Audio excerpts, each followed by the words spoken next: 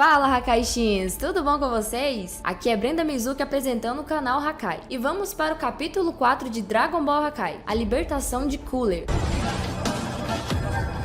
Hakai.